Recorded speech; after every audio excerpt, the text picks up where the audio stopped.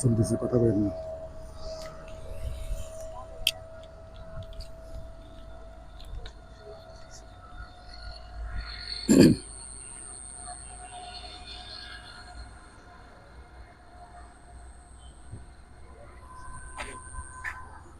ঠিক আছে তো আমি এই আলোটা বাড়ে দেখো। আলো বানা দিয়েছেন? হ্যাঁ ঠিক আছে, কষ্ট যেতে হবে। চলতেছে নি? হুম।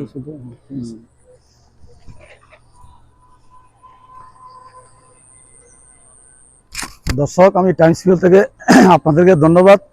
আমি এই মুহূর্তে থেকে আছি 20 নম্বর ওয়ার্ডে 59 আমি যেখানে দাঁড়িয়ে রয়েছি এটি একটি সিটি কর্পোরেশন এলাকা, যেটি 59 মধ্যে পড়েছে। যে এই যে ড্রেনটির উপরে যে আমি দাঁড়িয়ে রয়েছি এটি সিটি কর্পোরেশন এলাকা। সিটি কর্পোরেশন 2023 সালে 26শে এপ্রিল টেন্ডার আহ্বান করেন এবং টেন্ডার কাজ সমাপ্ত হয় 2024 সালের 30শে ডিসেম্বর। এই প্রকল্পের ব্যয় ধরা হয়েছে 20,30,27,000 টাকা। তিনটি ওয়ার্ড মিলে কুমিল্লা সিটি কর্পোরেশন এলাকার 19, 20, 21 নম্বর ওয়ার্ডে এই প্রকল্পের ব্যয় ধরা হয়েছে 20,30,27,000 টাকা। এই কাজটি পেয়েছে হক এন্টারপ্রাইজ, যিনি কুমিল্লা বরুড়া উপজেলার আওয়ামী লীগের শিল্প বিষয়ক সম্পাদক জনাব এনামুল হক, যিনি বর্তমানে 5 আগস্টের আগে যুক্তরাষ্ট্রে পাড়ি জমান। হক এন্টারপ্রাইজের মালিক জনাব এনামুল হক কুমিল্লা সদর আসনের এমপি আকম বাহাউদ্দিন বাহার সাহেবের খুব ঘনিষ্ঠ লোক ছিলেন। ওনার ঘনিষ্ঠতার থাকার কারণে উনি শত শত কোটি টাকার কাজ ওনার এখনো চলমান রয়েছে। বর্তমানে ঢাকা চট্টগ্রাম 4 লেনে ক্যান্টনমেন্ট এলাকায় ওনার কাজটি এখনো চলমান রয়েছে। এই যে ড্রেনটি আপনারা দেখেছেন, এখানে এলাকার অনেক লোকজন আমাকে, এই ওয়ার্ডের লোকজন বলেছেন যে সিটি কর্পোরেশনের যে বরাদ্দের টাকা, কোটি কোটি টাকা, এই বরাদ্দের টাকাটা আসলে মূলত 1,538 কোটি টাকার মধ্যে এটি একটি প্যাকেজ। 19, 20, 21 নম্বর ওয়ার্ডের মধ্যে এই আওয়ামী লীগের শিল্প বিষয়ক সম্পাদক হক এন্টারপ্রাইজের মালিক এনাম সাহেব পেয়েছেন। এই যে ড্রেনটি করেছেন এই ড্রেনের সাথে কোনো সংযুক্ত নাই বাড়িঘর। এই ড্রেনটি করার কোনো প্রয়োজন ছিল না, এটা একটা অপচয় মনে করছেন অনেকে। এরকম বহু ড্রেন পড়ে রয়েছে যেখানে নিষ্কাশনের সুয়ারেজের লাইনে কোনো কানেকশন নাই ড্রেনের সাথে। হ্যাঁ, যেখানে কুমিল্লা শহরে অনেক বাড়িঘর ঘনবসতি এলাকা, যেখানে ড্রেন প্রয়োজন, সেখানে সিটি কর্পোরেশন ড্রেন না করে এই যে শহরতলি গ্রামে, যেটি সিটি কর্পোরেশন এলাকার মধ্যে কুমিল্লা সদর দক্ষিণ পড়েছে গ্রাম অঞ্চলে, সেখানে ড্রেনগুলো করেছে যেখানে নিষ্কাশনের কোনো বাড়িঘরের যারা মালিক তারা নিষ্কাশনের কোনো সুয়ারেজের লাইনে কোনো কানেকশন ড্রেনের মধ্যে দেয় নাই। তাহলে সুতরাং এই যে ড্রেনটি করেছে কোটি কোটি টাকা খরচ করে, এই ড্রেনের কোনো সুফল এলাকাবাসী পাচ্ছে না। তাহলে এলাকাবাসী এই প্রতিবেদককে জানিয়েছেন এটা সরকারের একটা অপচয়, যে 1,538 কোটি টাকা যদি দিয়ে কুমিল্লা সিটি কর্পোরেশনকে সকল রাস্তাঘাট যদি 8 ইঞ্চি ফাতর দিয়ে যদি ঢালাই করে স্বর্ণের মতন হয়ে যায়, অথচ কুমিল্লা শহরের এমন কোনো রাস্তা নাই যে খানা খন্দে ভরা, মানে খুব খারাপ অবস্থা, নাজুক অবস্থা সিটি কর্পোরেশনের ভিতরে যে রাস্তাঘাটগুলো।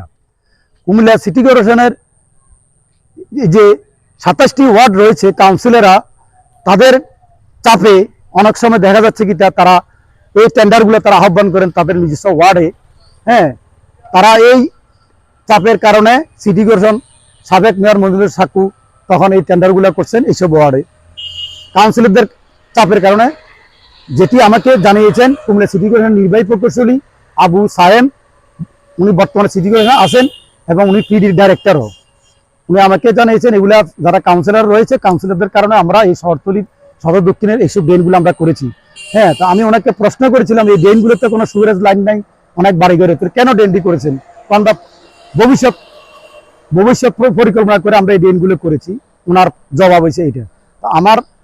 আমি যে সরকারের যে জনগণের ট্যাক্সের টাকা সরকার যে বরাদ্দ দিয়েছে 1,538 কোটি টাকা, তারা কোথায় খরচ করছে? এই যে মানুষ দৃশ্যমান কোনো কিছু পাচ্ছে না, এই টাকা তারা কোথায় খরচ করছে? আর এই যে হক এন্টারপ্রাইজ শত কোটি টাকার যে কাজ করতেছে, এখনো তার কাজ চলমান রয়েছে। উনি দেশের বাইরে আছেন, যুক্তরাষ্ট্রে, তার কাজ এখনো বিভিন্ন জায়গায় চলমান রয়েছে। হ্যাঁ, কিভাবে কাজগুলো করতেছে, কে করতেছে, এগুলা প্রশ্ন রাখলাম আপনাদের কাছে। Comilla engineer, city corporation engineer আমাকে বলেছেন এটা আমরা ইজিবির মাধ্যমে টেন্ডার দরপত্র আহ্বান করেছি। আসলে ইজিবি হয়েছে একটা পুকুর চুরি, এটার একটা গোমর। আমি আপনাদেরকে জানাতে চাই দর্শক, এই টাইমস ভিডিওর মাধ্যমে, যে ইজিবি টেন্ডারে আপনি বাংলাদেশের থেকে, বাংলাদেশ এবং বাংলাদেশের বাইরে যে কোনো স্থান থেকে আপনি টেন্ডার ড্রপিং করতে পারবেন, শিডিউল কিনতে পারবেন। হ্যাঁ, তার মানে এই নয় আপনি টেন্ডার শিডিউল কিনে আপনি কাজ করতে পারবেন, কাজ সমাপ্ত করতে পারবেন বা ওয়ার্ক অর্ডার পাবেন, আপনি কোনোটাই পাবেন না। কারণ প্রতিটা আসনের যে এমপি গুলা রয়েছে তারা নির্দিষ্ট করে দিয়েছে ডিপার্টমেন্ট, গণপূর্ত বিভাগ, সড়ক বিভাগ, এলজিডি, জনস্বাস্থ্য প্রকৌশল অধিদপ্তর ইত্যাদি যে ডিপার্টমেন্ট রয়েছে, প্রত্যেকটা ডিপার্টমেন্টে আওয়ামী লীগের বিভিন্ন মনোনীত নেতা কর্মীদেরকে ফিক্স করে দিয়েছে আজকে আপনি এই অফিসের দায়িত্বে থাকেন।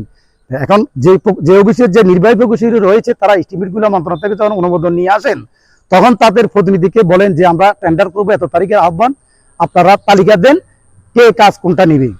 সেই অনুসারে মনোনীত ব্যক্তিদেরকে ইঞ্জিনিয়াররা তাদেরকে কার্যাদেশ দেন।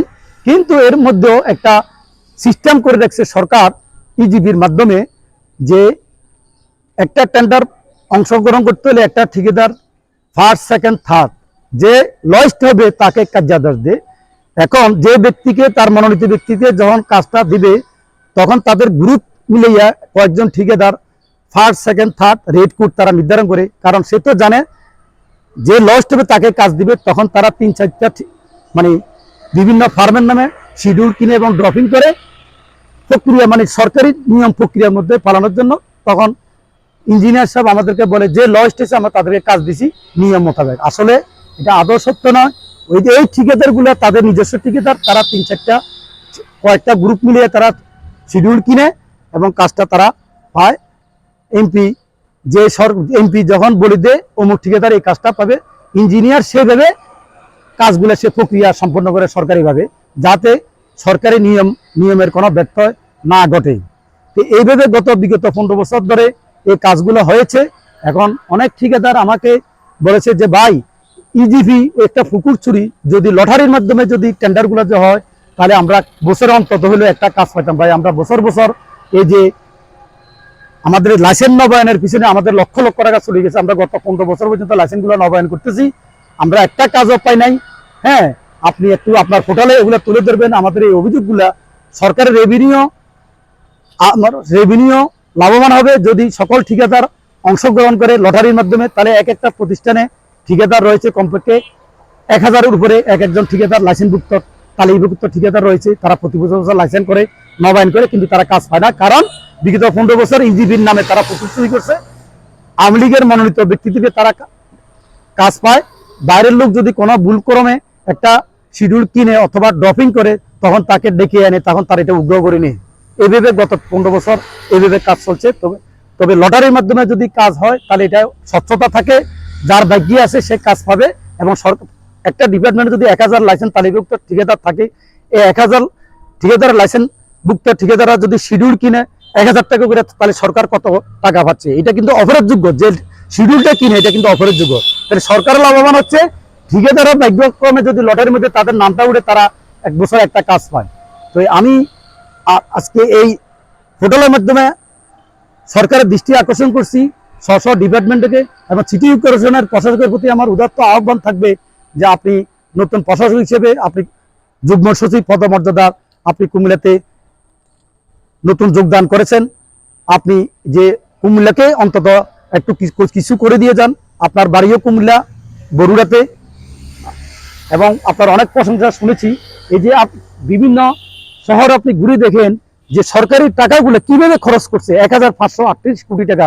যেখানে ড্রেন প্রয়োজন নাই সেখানে ড্রেন করে বসে রয়েছে, যেখানে সুপারেজ লাইনের কোনো প্রয়োজন নাই, বাড়িঘরও নাই, সেখানে লক্ষ লক্ষ টাকা, কোটি টাকা ব্যয় করে একটা ড্রেন করে ফেলেছে। আগামী 5 বছরের এই ড্রেনে কোনো অবস্থান থাকবে না, বাড়িঘরও অনেক তৈরি হয় নাই। তা এখন এখানে এই সরকারের টাকা মানে এভাবে অপচয় করা এগুলো ঠিক না। এগুলো সঠিকভাবে সরকারি টাকাগুলো সঠিক কাজে যদি ব্যয় করা হয় তাহলে কুমিল্লার মানুষ সুফল পাবে। আমি এই পোর্টালের মাধ্যমে আহ্বান জানাচ্ছি যে সকল ডিপার্টমেন্ট যাতে লটারির মাধ্যমে টেন্ডার আহ্বান করে, সকল ঠিকাদার যাতে অংশগ্রহণ করতে পারে, সরকার রেভিনিউ হবে, এই সকল ঠিকাদার যদি অংশগ্রহণ করে। হ্যাঁ, আমি কুমিল্লা টাইমস থেকে আপনাদেরকে ধন্যবাদ।